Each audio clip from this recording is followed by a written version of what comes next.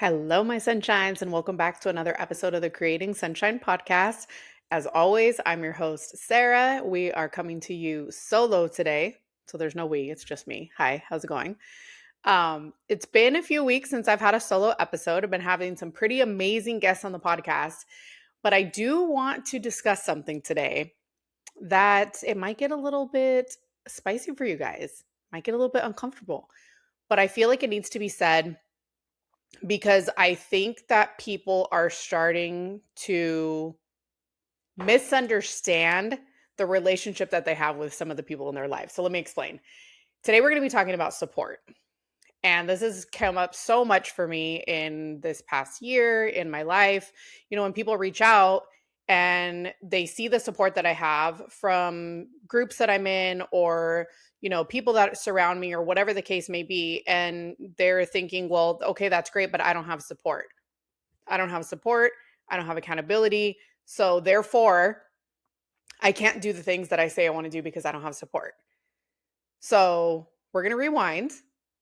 And I'm going to let you guys know that when you are on this type of journey, so when I decided enough is enough, when I decided that I was sick and tired of feeling the way that I was feeling, when I decided that I wanted to take back control of my life and I started hitting play on podcasts and I started attending events and I started doing all these things, the people that were already in my life, while I love them to death, they weren't the support that I needed at that time.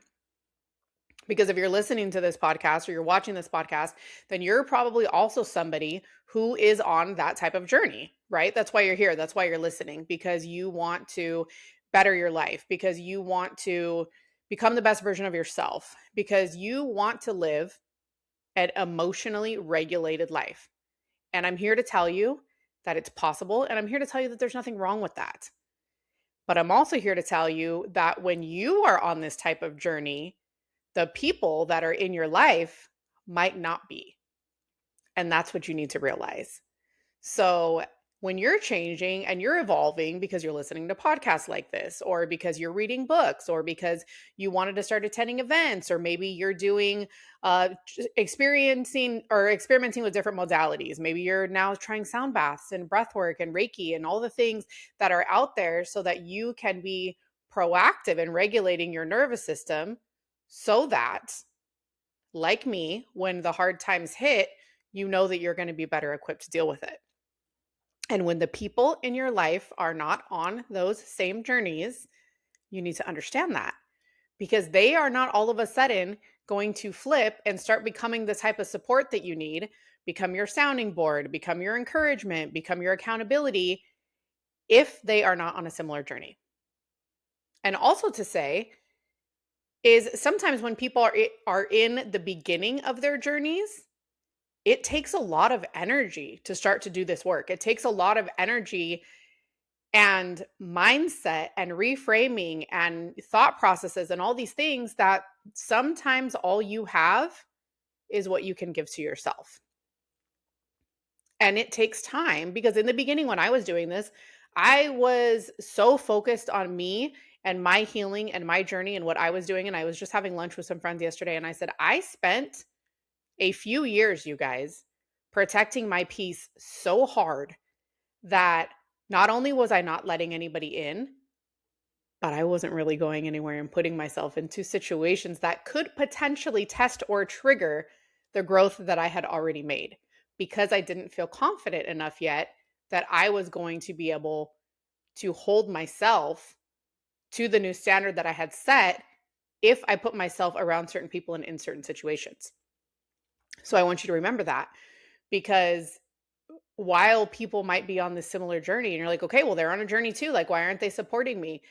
There comes a point in these journeys, and I don't even really think I got there until maybe 2 years ago, where you start to feel so solid and so rooted in the work that you've done that you're now able to start to hold space for other people.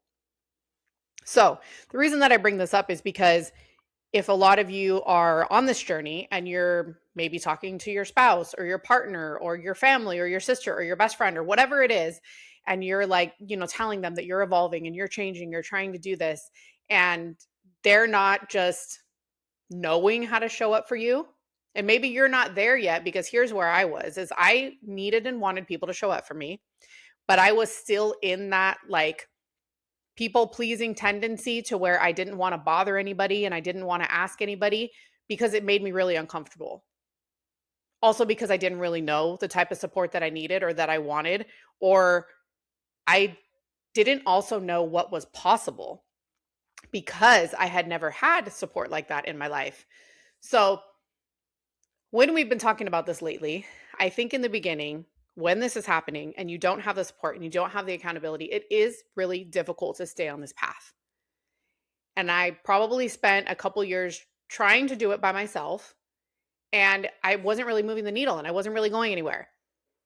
Once I started getting the support that I needed and being held accountable to do the things that I said I was going to do, and not only to hold me accountable to the things that I said I was going to do, but the people that were supporting me were actually encouraging me to dream even bigger than I was already dreaming.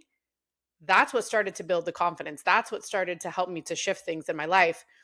And I'm going to tell you guys this is you might have to pay for that support, because all of the free things that I did in the beginning, I can tell you guys all of the classes I registered for, all of the PDFs, all of the downloads, all of the podcasts, all of the things, spent all of this time searching everywhere for whatever I could that was free.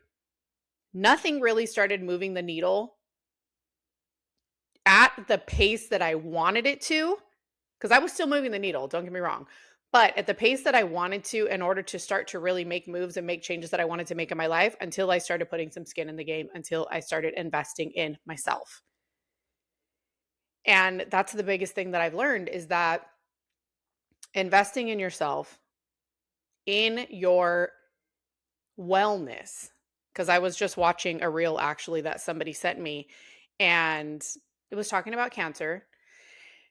And he was interviewing, it was Lewis Howes, and he was interviewing a woman, and he said, you did everything right to not get cancer.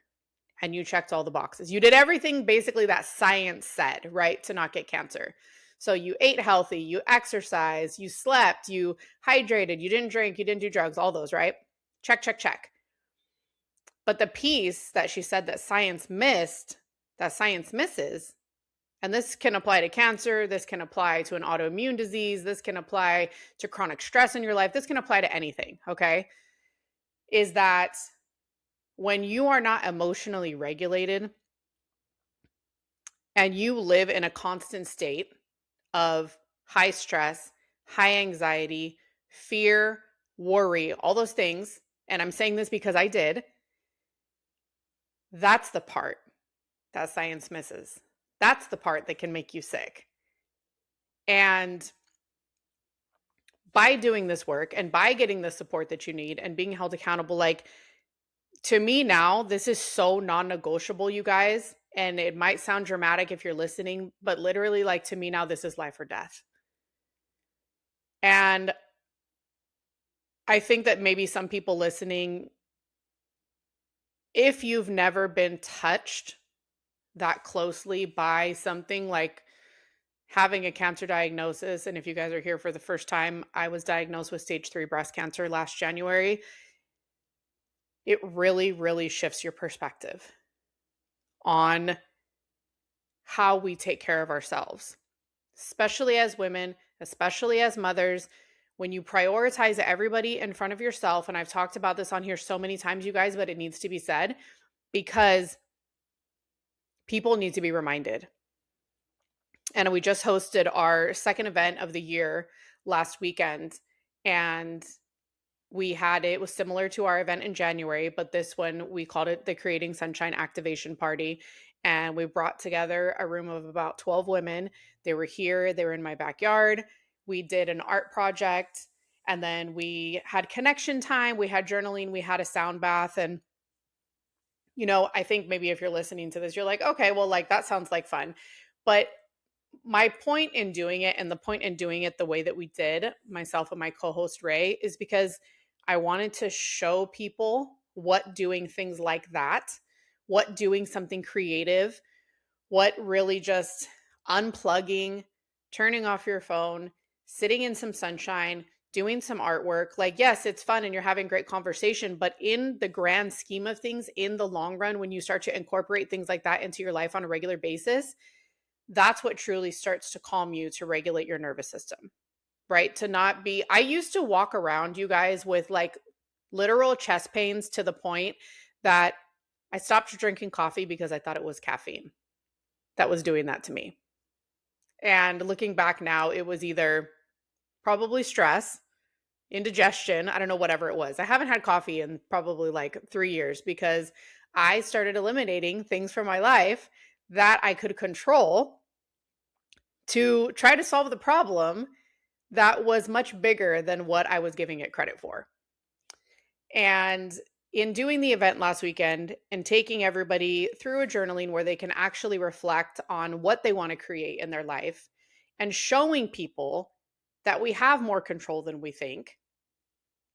And there's a lot of things that you're not going to be able to control in your life, but choosing to focus on the things that we can control, which I've talked about before, and really deciding, like, what do I want this life to look like? And then taking the action that you need to make it happen. That is the biggest thing that I learned.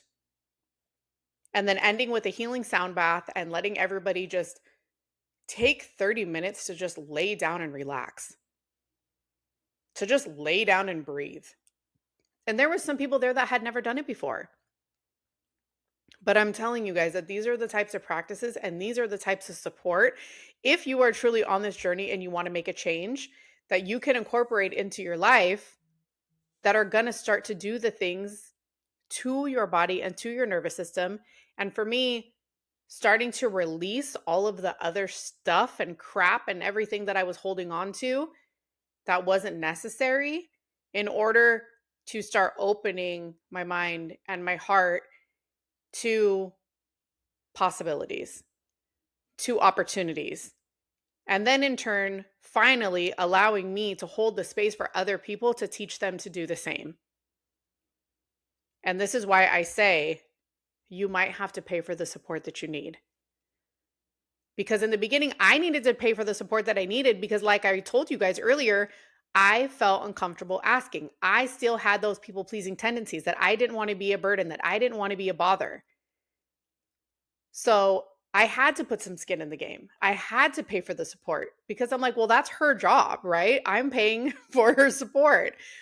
And the only thing that I would have done differently is I would have hired somebody to teach me the mindset and the tools that I needed in order to start to be able to deal with things that were happening in my life, and not just deal with things. And this is what I keep telling people, is like, we are done. Like my oldest daughter says, in the big 2-6, guys, in the big 2-6, we are done just surviving. We are done just making it through life. It is time for you to freaking grab life by the nipples and decide that you want to live an amazing life, because you deserve to live an amazing life and you can create an amazing life for yourself. I'm not saying that you have to do what I did and you have to walk away from your job and everything else, but also to reframe the way that you think and to remind yourself that, like, if you're staying at your job, then we need to find a way to reframe that so that you can enjoy that job, so that you cannot dread when you walk in there every single day, that we can look for the blessings in it and choose to focus on that, because you are going to find more of what you focus on. And I tell you guys this all the time when we are talking about creating our sunshine moments, when we are talking about looking for our sunshine moments. So if you start to look for the blessings and you start to look for the reasons and the good things about what's happening in your life that you don't feel like you can change, you're going to start to look at it differently. You're going to start to show up differently. Is it easy? No. Is it going to take work? Yes. But when you have someone like me, and maybe I'm not for everybody. Maybe you guys listen to this podcast and you're like, I could never work with her. That's fine. I can't be for everybody. But I can tell you from being in the space that I'm in that there is someone for everyone. So maybe it's not me, maybe it's someone else, but I just encourage you to go out there and to look for that person. If you don't know how to find them, or maybe you're curious, you can always reach out to me and we can see if I'm a good fit. And if I'm not a good fit, then I will see who I know that I could recommend to you that might potentially be a good fit for you. Because life is too short. I've been on quite a few podcasts lately. And normally, when you're done, they always ask if you have another message for people. And I'm like, just stop waiting. Stop saying it's going to be next week. Stop saying it's going to be next month. Stop saying it's going to be next year because life is too short. You don't know what's going to happen tomorrow. You don't know what you're going to wake up to. You don't know when you could potentially get a diagnosis. You don't know when there could be extreme loss in your life. You don't know when things can happen. So why are we waiting? Why are we putting our own happiness off for another day? Like you need, like I did, to draw a line in the sand and be like, this is it. I want to make a change because I want to freaking live a life that I'm obsessed with. And the sooner that you realize that the people that are in your circle, if they are not supporting you and helping you the way that you need them to, then you need to look outside of that circle because there's not anything wrong with you and what you're thinking. And I'm not necessarily saying there's anything wrong with them either, but you cannot expect people that have been the way they have been their whole entire lives to all of a sudden start to change because you are. Once you're on this road for a few years, will it have a ripple effect on some of the people in your life? Yeah, maybe, probably. But then you're also going to have the people in your life that think that you're crazy, the people in your life that are like, I don't know what she's doing over there. And I still have those people. And you know what? It's okay. Because I have to understand that, like, my journey is not for everyone. But I do think that there's enough people out there that want to make a change, that want to live a better, more fulfilling, more satisfying life. And for me, it's not just about me. It's about my daughters. It's about what I'm teaching them because, oh my God, if I could teach them the things at the young age that I know now that I didn't learn until my 40s, they're going to be unstoppable. I can imagine what kind of lives they're going to have. But I'm telling you right now that they are developing the tools that they need to be able to thrive through all the hard shit that's thrown their way. And I've told them that, like, the hard things are going to happen to you. There's going to be disappointment. There's going to be loss. There's going to be grief. There's going to be whatever trials and tribulations are thrown their way. I am not sitting here telling them that the world is all butterflies and rainbows because it's freaking not. But I am telling them that no matter what, that we can make it through this, that we can get through this. And I remind them of that a lot because even at their young ages, they're 12 and 8. I was like, you guys have been through so much more than most of the kids your age. Most of their kids their age don't have a parent that had stage 3 cancer. Maybe they had like a distant grandparent or somebody. But I mean, let's be real. Like I was young to get it. And by me showing them the way that I made it through, I know that that's giving them the confidence that they need to get through things too. So if you're a parent or you have young people in your life that you are probably making an impact on more than you realize, like think about them when you're sitting here saying, well, I don't have time to get the support that I need. And same thing, I'm going to do it next week. I'm going to do it next month. I'm going to do it next year. Like today is the day, now is the now. You not only owe it to yourself, but you owe it to all of the smaller people in your life that are looking at you. Because personally, what I've learned is my kids do as I do, not as I say. So if you're sitting here and you're always stressed out and you're burnt out and you're overwhelmed and you're losing your temper and everything else, that is what your kids are learning. If your kids are coming up and you're like, God, they are being such freaking brats, I don't know why. I hate to break it to you, but you're going to need to look at some of the adults in their life and maybe even yourself. might have to look in the mirror and be like, how am I portraying myself to my kids? And it might not necessarily be the way that you're specifically treating them, but how are you moving through life? Like, what are they seeing when they're watching you? What are they seeing when you're driving? What are they seeing when you get home from work? What are they seeing when you wake up in the morning, when you go to bed at night?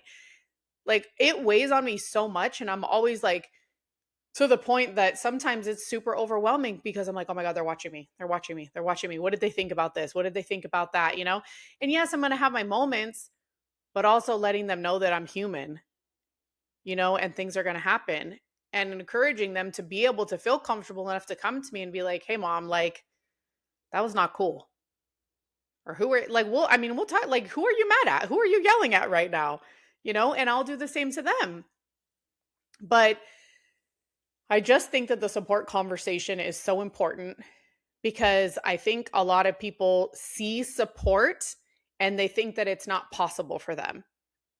And I just want to let you know that it can be possible for every single one of you guys that are listening. And if you're interested and you're looking for support, we can just hop on a call and we can just do a chat and we can see what it looks like. Because the other thing that I've learned is support doesn't look the same for everybody else. And I was being interviewed on a podcast yesterday and we were talking about it. And I said, there were so many people in my life last year that I was paying for different groups and things that I was in that were adjusting my programs specifically for me because of my sickness, because of my diagnosis, and realizing that everybody doesn't fit into the same box where you say, okay, well, you can text me Monday through Wednesday between 10 and 3. Like, that's not life. And once I started to look at it that way, it changed like my whole entire perspective on it and everything. I said, some people love having text support, love being able to contact you at any time. Some people want to just have a call like 2 times a month. Some people, if you're local, and what I'm learning is that so many people are craving connection, friendship. So why not incorporate that? Why not incorporate what I'm doing with some walks at the beach? Some of my very, very best ideas have come from walks with my friends. Some of my biggest breakthroughs have come from walks with friends, whether we're at the park, whether we're at the beach, because movement, sunshine, and it also takes the pressure off when you're not just sitting here on a Zoom chat and like asking questions and sitting here answering each other, but we can just be outside in movement, in sunshine, and just walking and talking and figuring it out. And really just giving you a chance to open up in a safe space. So that's why I decided that I was going to do my coaching different. I was going to do my coaching the way that I wish I would have found coaching, instead of me sitting there going, I don't know. I mean, I've never asked for support before. I don't know if this is what I need. That clearly this is what she's offering. Like, that's what the program is. My programs are custom tailored to every single client with the support that you need in many different forms. So it can be virtual, it can all be in person. We can do a combination of the three, whatever it is. So if you're listening to this, or maybe you have a friend that you think of that you're like, this is what they need, I highly encourage you to reach out to me, to send them this episode. All of the information is in the show notes. I literally do a free call that you can hop on, 30 minutes, and we're going to decide what's the best way to support you in your life and meet you where you're at, but also to help you get where you want to go. So it's time. It's the line in the sand, guys. It's not tomorrow. It's not next week. It's not next month. We're going to do it right now. You deserve it. Life is short. And let's create those freaking big ass lives, right? That we can be obsessed with. Because at the end of the day, there's no regrets about sitting here. God, I wish I would have done this. I wish I would have done that. We're not doing that anymore. We are living the lives that we want to live. And I'm here to help you do that. So I hope you found some value in today's episode. If you did, I would love it if you would share it to your stories, if you would tag me. I so appreciate you taking time out of your busy day to listen to me, to share this space with me. I appreciate it more than you know. And I hope you guys go out and create some sunshine in your lives today.